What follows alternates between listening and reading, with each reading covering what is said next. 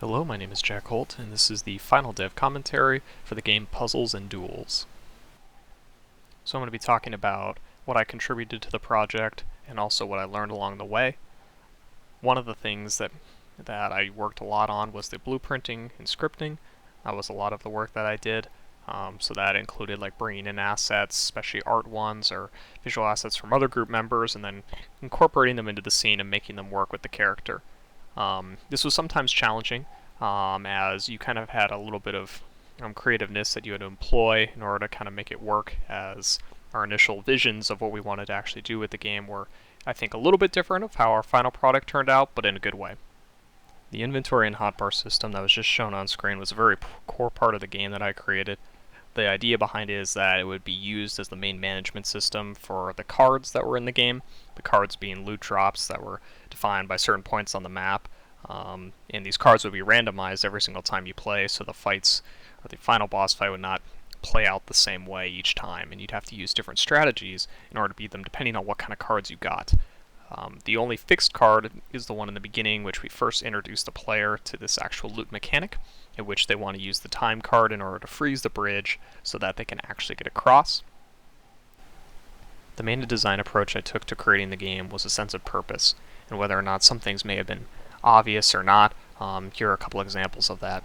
So one of the big examples that maybe seems obvious is a sense of loot placement, which is essentially placing the loot in such ways that the player would have to make a choice whether or not they want to get it. So for our final boss room, we have a piece of loot that's way in the back of the room, in which the player could safely navigate over there and probably get it. Upon doing so, though, the enemy spider will actually begin to track you. And so that means that the boss has already got an edge because now it knows where you are. Otherwise, you could decide to jump down immediately, and you could grab the loot right in front of you. That might seem to be a safer option, but know also as well that now that you're down in the pit, you can't make that choice and go back up and grab that other piece of loot. Additionally, you can make an extremely risky route and go all the way around and jump down and grab the piece of loot right behind the spider, which maybe if you do it stealthy enough, you might be able to pull off, but also be punished for it, though, if you're not careful, because the spider will sense you and immediately begin attacking you. The biggest challenge that I had to overcome was creating the AI in the final boss fight for the game. There were a lot of ideas at first that kind of cycled around of what the boss would be doing, how would the player fight it, and how would it create a different experience each time in pairing with the loot and also the environmental traps, which were the spike traps placed around in the final boss arena and also the room before it, to kind of showcase that, hey, this is something that you don't want to step on as the player. It was important that the cards provide a meaningful edge over the boss, but didn't make it too overpowered. Along with that same line, we did not want the arena to feel that it was too empty and that the player had no choice except to simply just run or hope to get lucky.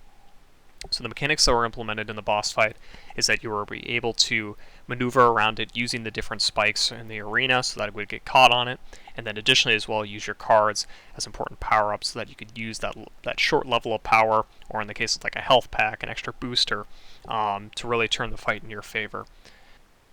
Although you can use your gun for long-range combat, eventually you're going to run out of ammo and be forced to fight the boss in melee range. We wanted to create a satisfying melee system, which the player can engage in short-term skirmishes with it. The boss is much bigger than the player, and as a result packs a much bigger punch. However, in order to counteract this, we made it so that the animations are very, very long and have a big wind-up to them, as they should. So although the attacks are powerful, you have a chance to dodge them, and that's something the player has to watch out for. Upon successfully dodging an attack, you'll have a window of opportunity to go in and strike a blow and get some extra damage.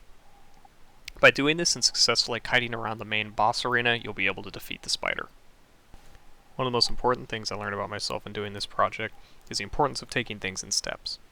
It's important to brainstorm the big idea and have a clear vision for what your finished product should be, but when working on it, breaking it down, putting it into smaller steps, I think is very, very beneficial. It gave me a lot more time to think about my individual decisions when creating and coding, and I think for future projects I'll definitely keep that in mind, as especially when projects get bigger, it's going to be important to keep things organized for not only myself but also my future coworkers and teammates.